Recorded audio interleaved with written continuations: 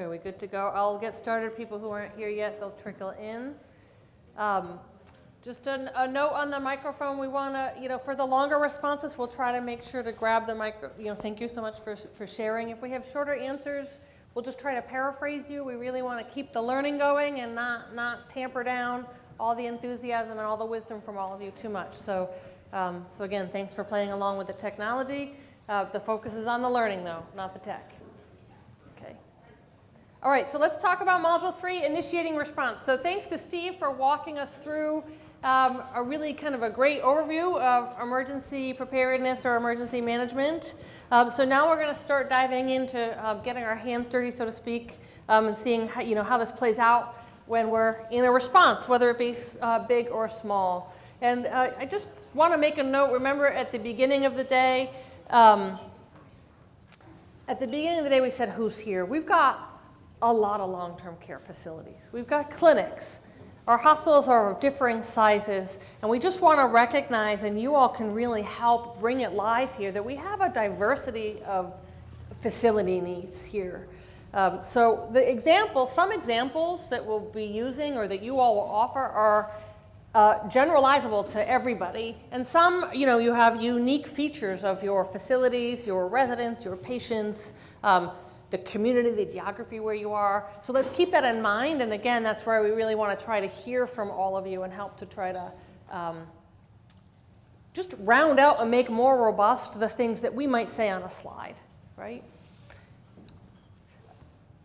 So in this, we'll be talking about initial assessment and action planning. So that's, when something happens and it's an incident, a little bit about authority and succession. I don't know why they went back. And then some tools to operationalize your plans. So we're going to have fun. It's like Saturday morning cartoons.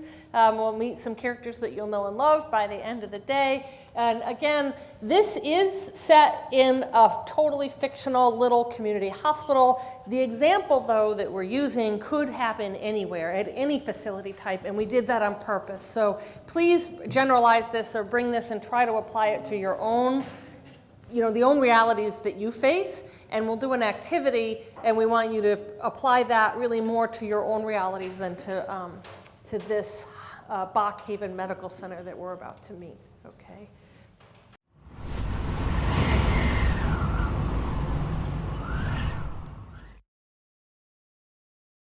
Wow, it's really raining cats and dogs out there. Hi, this is Mary, the manager. How can I help you? Hi, Mary. It's Ursula, the unit coordinator. I've got some bad news. Hi, Ursula. If your bad news is the storm going on outside, wow, I'm seeing this too. The wind and rain is wild. Yeah, about that. I think we may have a flood on the 3rd floor. We were seeing some water coming out of the clean supply closet, and when we opened the door, it looks like there is a pipe leaking. I'm now hearing of 2 other leaks on the floor. We are on our way to having a new indoor swimming pool on the 3rd floor. Well, that's not good. Is there water anywhere else? We are looking into that now. I wanted to notify you as soon as I could. I've only worked here for 6 months, but I remember someone saying the last time there was a bad storm and a flood, it turned into a big deal. What other information do you need from me at this point?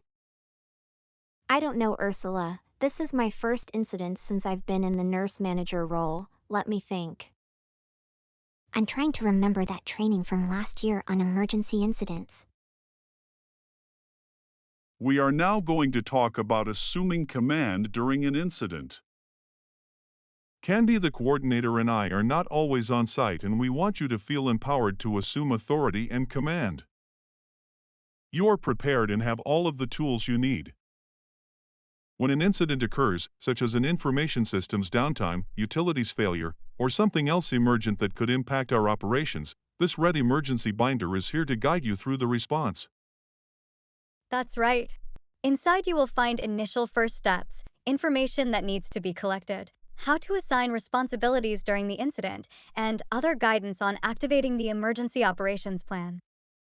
And don't forget, the individual units also have unit-based emergency toolkits with initial first steps. Oh, I have an incoming call from Mike, the maintenance guy, and I want to see if he has additional information about the flood. Can you open your unit emergency toolkit and look at the immediate action items? I'll organize a huddle shortly and push out a message to our on-call incident management team to report to the conference room we use as our emergency operations center. I can do that, and I'll be on the lookout for your message. Thank you. Hi, Mike. What can I help you with? Hi, Mary. I heard about the flood on the 3rd floor and went to investigate. It looks like there is an issue with the sanitary drain system, possibly related to the heavy rain overwhelming our septic system. This issue is significant enough to need repair ASAP, and we are going to have to turn off water to the 3rd and 4th floors. No ETA on downtime yet, but please alert impacted units of a water shutdown. I think we should activate our emergency operations procedures we use during utility downtime events. Thanks, Mike. That is really helpful information. Looks like I'll have to activate our EOP and assume command for this incident until Candy, the EP coordinator, can come in. I'll send a message to our incident management team to meet in the conference room EOC in 15 minutes. Okay, Mary, I will see you there. Oh man, I see more people are trying to tell me about this water issue, but I don't have time to talk to everyone. I'm the lead for this incident and there is so much to do. The binder says an initial assessment is the first step. I'll start there. What resonates? It's a cartoon, right? We just gave a little taste. There's a lot we're not saying. But what did you see there or hear there that resonated? Anyone show of hands? I can give you a quick answer. I won't mic you. The person who normally takes charge is not on site. The person who normally takes charge was not there. Candy, the coordinator's not there. So Mary's like, oh God, remember that? If I can remember that training. What else resonated? What felt familiar? It didn't say, but it was probably Friday at 4. It was probably Friday at 4. or Sunday 2 a.m. Right. Yeah. Definitely like some off shift, or yeah, you're about to go home. You're finally going to make it to daycare in time for once, right? Yeah. What about anyone over here? What resonated? What felt familiar?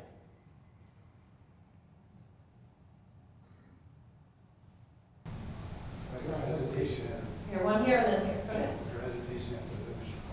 Her hesitation, Mary's hesitation. Like, I'm not sure, this is my first, I only started 6 months ago, or yeah, hesitation.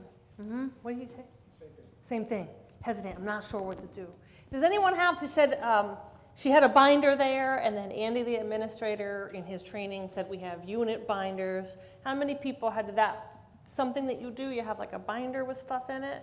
Yeah. What do you have what may you find in a binder? The situation, the step-by-step what to do. Step-by-step what to do for a situation. Do you have a binder that might be different for different units or departments, or are they kind of all the same?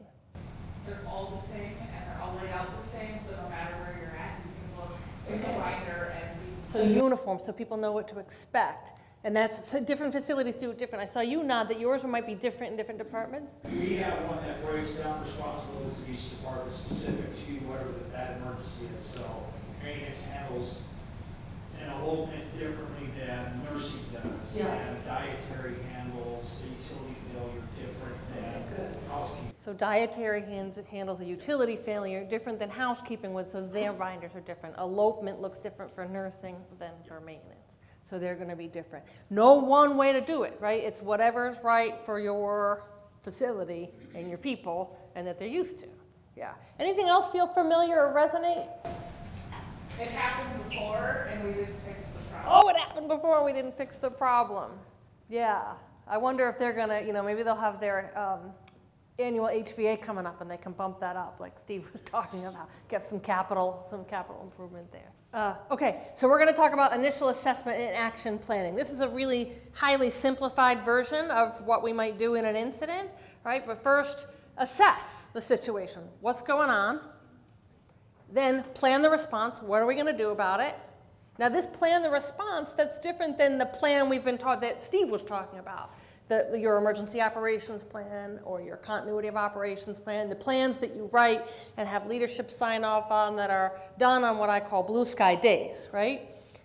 This is the plan for the thing before us right now. How are we going to take that EOP and put it into action for the thing that's happening right now, a water issue?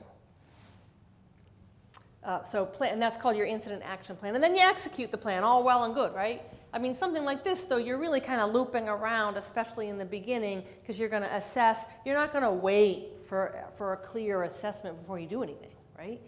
You're going to jump into action with some initial information, create a plan, start executing that, and then loop back as often as you need to as you learn more, right?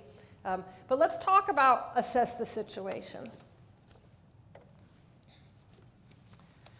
So when we assess the situation, there's kind of two aspects of assessing. One, what do we know?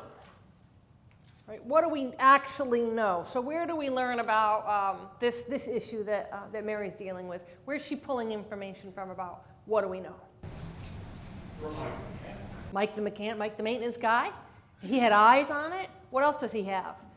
He has some knowledge about the facility, right, that she doesn't have. She's clinical, I think. Right? What else? We pull information from. What do we know? What is known? She's got phone calls coming in, right? Like, oh man, everyone's trying to tell me. That's also something that felt very, very familiar to me, right? Everyone wants to tell me the story. I can't listen to everyone's story before I gotta wait and jump into action. But she can hear what is known, like what's observed. Also, she knows things about the facility, like if she says it's on the third floor, she knows, or someone else knows, what does that mean? Like where on the third, is it a patient care area? Is it an admin area? All those things, but what do we know? If it's a bigger incident, the what do we know, there's gonna be a lot more types of information from a lot more types of people or systems that you would pull, right? This was a pretty simple one. But then we think about potential.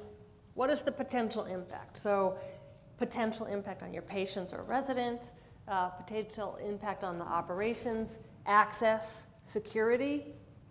We deal in potentials as emergency managers, right? Because I can't just, how long is this going to go on? How bad is it going to get? I've got to think now about how bad it can get, because whatever help I need to call in, I need to call it now. I can't wait, right? So an example that I give is one time I was on call, and I got a call that there was a school bus coming into the city that turned over, I think it was a field trip with 32 children on it. The potential is for a mass casualty incident with 32 children and their chaperones injured. That's a pretty big deal. So I had to deal with that potential until it took an hour to really get all of the information through that. They were all ambulatory patients. There were just some boo-boos. Everyone was mainly safe. But in that hour, we had to work on the operating principle that we might be dealing with a pretty big MCI with a lot of pediatric patients, right? So we got to deal with potential in these initial assessments, right? So how many people, when you have, how does your, if you're not the one, if you're at home, like Candy the coordinator, or you're on the other side of the facility, or you're on lunch break, and an incident comes into you, it could be something small, it could be something big, do you have a kind of a tool that you help people give you kind of a consistent sense of what they're reporting to you? Is it kind of all over the map? How does that come to you when you get this assessment information? I'm seeing some faces indicating maybe it's all over the map. Anyone? Yeah, in the back. It's like a frantic phone call or someone coming into your office with an issue. A frantic phone call or someone coming into your office. And when they give you their information, is it exactly what you need to know, like the headlines up on top, or no? No, they're freaking out. They're freaking out. A lot of information that maybe they think is important, but it's not exactly what you need to know, right? Yeah. So there might be an opportunity. What we'll play with now is how do we, the whole assessment piece is an important piece of an incident, and it can be something that if the more we get closer to getting it right, it can save time, right? So I know in my experience, and that was one of my big learning curves where I said, wow, I myself am not doing a good assessment. And because of that, I need to go back and ask more questions and make more phone calls to the initial people reporting something to me. So so we're not as efficient as we could be. But let's look at what we might assess. So this is the thing that is in your resource guide, because it's something that you might want to use later. On page 9, we have some questions. We could have more questions here, but this is a pretty good set, and it filled up a page, so we didn't want to add any more. But the green box is what is known about the current situation. So this comes out of a lot of research and best practices, including from FEMA, including from the Hospital Incident Command System folks. What do we actually know about the incident nature and scope? And then some questions that might help you think about the potential impact of an incident. Again, patients and staff, clinical operations, business operations, access and security, and incident duration. So there's a lot of questions there that we might ask that might help us go a little deeper in that initial assessment and maybe save time.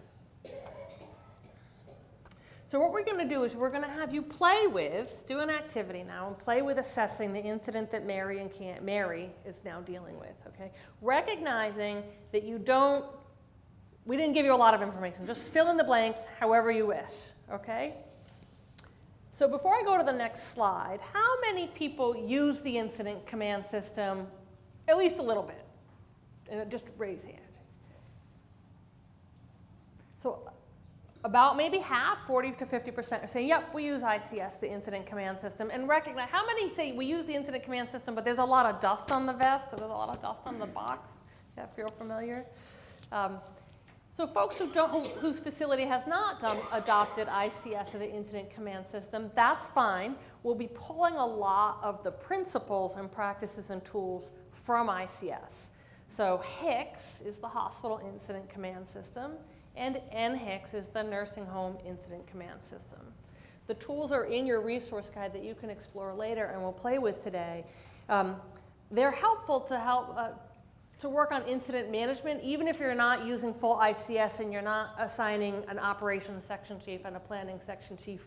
We can use still some of the principles for incident management. So that's what we'll be doing now. In ICS, when something happens, this number 2, plan the response, as I said, is you're coming up with an incident action plan, or an IAP. Now, the incident action plan, let's say for FEMA folks who are on the ground now in Florida, is really big. It's lots of big forms. There's lots of people involved in a very complex response. We don't need that in a single facility, right? We don't need that even in a bigger response in a single facility. So there's something called the quick IAP, which is just taking all those forms and shrinking them down to one, and it is available in HICS and NHICS. I'm seeing some nods. Who uses the quick IAP? Anyone? You've used it? You've used it. So that's what we're going to play with today as a tool for this assessment. So in your participant guide, remember behind the tab, because we're going to write on some paper now, we're going to do an activity at your tables. So the first activity is on page 41, and we've given you just the first page of the quick IAP. In every ICS forum, you write your operational period. You can go ahead and do that if you want. Again, forums, because if an incident goes on long, it's easy. It's nice to have something to go back to and to timestamp your response. There's this box of situation summary. So we can leave it to chance of what you put in there. And oh my God, I don't know, we're panicking, I got partial information. And that's good, it's a good start. What we're gonna do now though is look at these questions, pick a few, and work on writing a situation summary for what Mary's dealing with, okay? So I'm gonna give you about 10 minutes to work on that. I'll circle around, see how you're doing, and then we'll round up.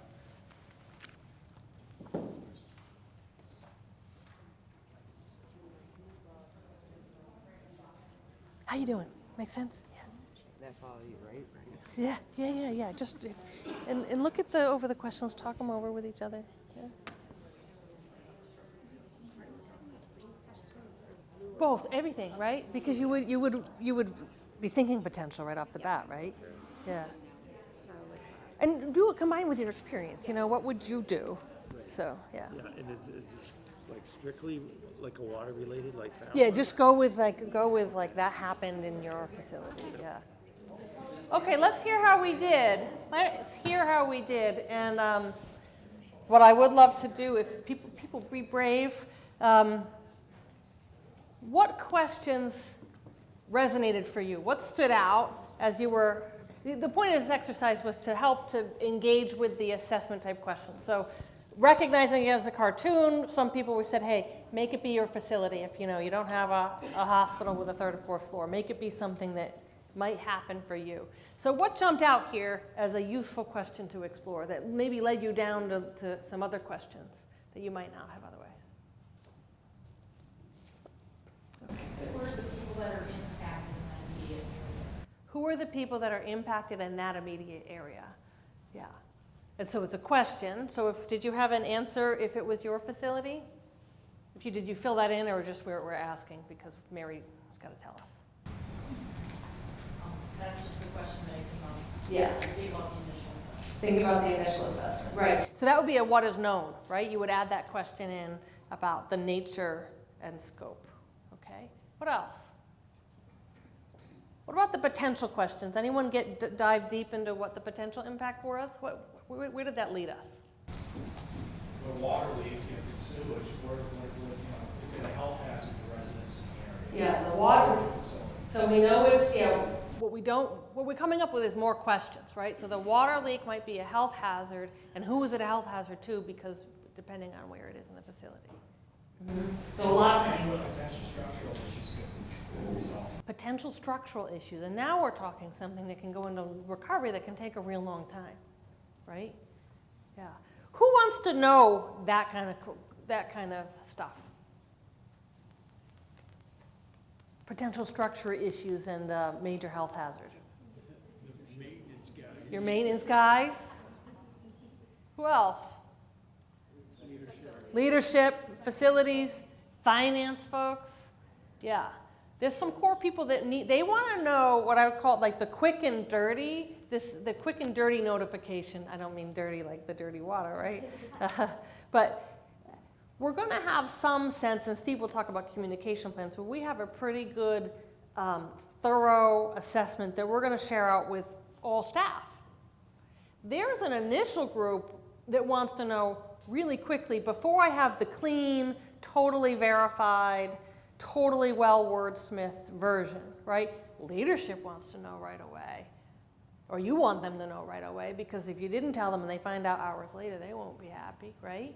Maybe they're there with you and they want to know that we've got to alert a board, or we got to, like, where are we thinking? I'm accountable, I'm in leadership, I'm accountable, so I really want to know early on that we have something that might be big. I'm living in potential too. I'm living in the world of potential too. So this initial assessment piece can help also with, again, getting a message to leadership that is as complete as you can, even though we have an understanding with leadership ahead of time that this is the quick and dirty version.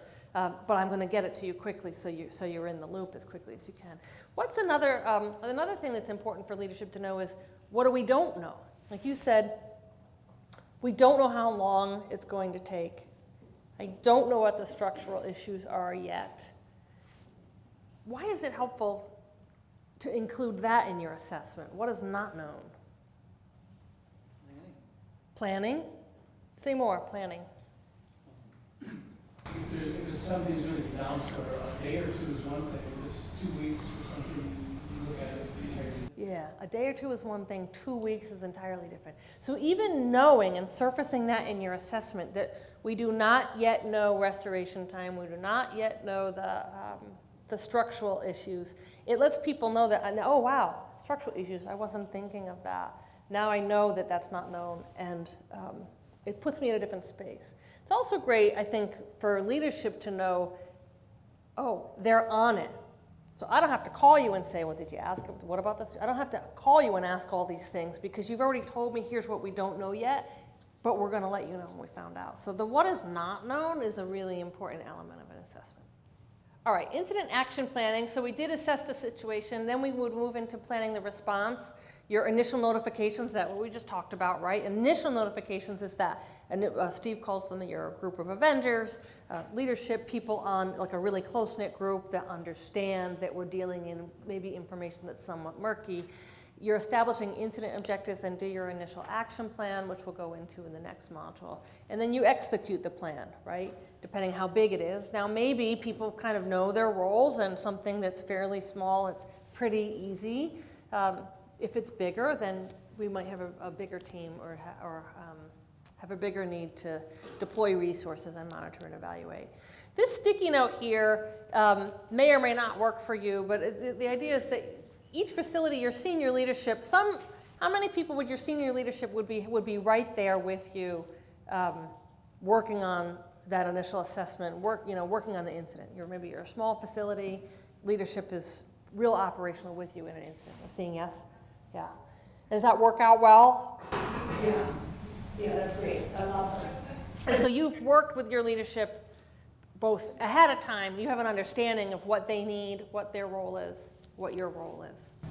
Yeah, for the most part. So in a bigger facility, you might say with new leadership, hey, if I'm going to get you on that initial notification, that's the understanding. I don't need you in here right away, but what would your role be? Where do I need the leader to be? Do I need you in my operations center? Do I need you in the tactics right alongside me? Or is it something different? So for bigger organizations, the leadership might have more to do up at the leadership level, working with the board, working with public information. So the point of that sticky note really is it's a conversation to have, though, around, how can we best work together? What do you need and what do I need to help make sure the operations are running? Steve talked a little bit about this already. This is the things that would be in your continuity of operations plan, right? Delegation of authority is the incident commander or your response lead, whatever you call it. It's a point where it's written down in your plan. So in our video, Mary was like, oh, that's right, I know I have the authority, someone told me, I bet. So she did hesitate, but maybe hesitated a little bit less than she would have because she knew that she had the authority and, in fact, the duty to respond. It was in her role. And it ensures clear leadership and decision-making during an incident, which may be a test question. The orders of succession, as Steve covered, are, really if the leaders are, away on vacation, what other key leaders, what's the order of succession for that leadership role? The point is these are written down and everyone knows ahead of time. All right, here's a bunch of tools to operationalize your plan, and there's a lot of links in the resource guide that you can explore. I saw somebody already has them pulled up on their laptop. So the IAP Quick Start we just used, we're going to use it again in the next module. Incident response guides. Does anyone use IRGs? Does anyone use them? Oh, I've stumped you. That's good. So incident response guides, again, they're available in HICS and NHICS. And they're available for like 15 or something different hazards. And you can go on the page and you can pull them up. You can look at utility failure, which is one we're going to play with today. IT downtime, severe weather with warning. It's got, a whole bunch of things. It's like an active threat or active shooter type one. And the point is, now it's assuming you use ICS, but they would still be useful even if you're not assigning all of the ICS roles. It's one document that says, here, it lays out the response for that threat across all positions in an incident management team. And it goes through the first 0 to 2 hours and then the next chunk of time and then finally closing out. So it's like a guide of what do you need to do as a facility if that thing was to happen. They're available in Microsoft Word and PDF form, but the point is they're in Microsoft Word so you can pull it up and make it your own. For smaller facilities, it's the biggest response. They're written for the bigger facilities, but that's a good thing because what you can do, you can go in and delete stuff, right? And just make it make sense for you. So that's available to you. They're pretty cool. I've worked with a lot of facilities that some just print them out and put them in the binder. And it's like a checklist for your team. Who uses job action sheets? That might be more familiar. You use job action sheets in your clinic. I was talking to them. They've used ICS quite a bit. Anyone else? Job action? I won't call on you. Just am I hearing yes? Job action sheets? Yeah, great. Are they up to date? Your job action sheets, you think? Mostly? Maybe? Mostly? Good. Yeah. So a job action sheet, again, it comes out of the ICS. They can be useful whether or not you're using full ICS. It's a different take at a checklist. It's saying, just for your job, if you're the operations section chief, the one in charge during the incident of making sure the operations run, this is your job, these are your responsibilities, this is what you need to do when you come on shift, this is what you need to do in the first 0 to 2 hours, in the middle of your shift, and how you close out. So again, available in Microsoft Word, so you can go in and totally customize them to your facility. So it's a different take on the incident response guide. Some facilities use both, but some might just use one or the other. But the idea is when we have someone like Mary who's saying, I'm trying to remember that training and I've only been here 6 months, and a lot of you have high turnover, am I right? I saw that on your registration questions. So these kinds of things can help people who don't have that muscle memory because you have something with a checklist. Right? Other hospital incident command system or NHICS forms. Anyone have others that they use that have been particularly useful? Because there's a lot out there. There's a lot of forms, and again, you have links. Anyone use the activity log? I think it's the 214, am I right, Steve? 214 activity log? That's one. Again, you know what all it is? It's got the timestamp up top, so you write the date, the time, and you just write down key activities. Why do you want to do that?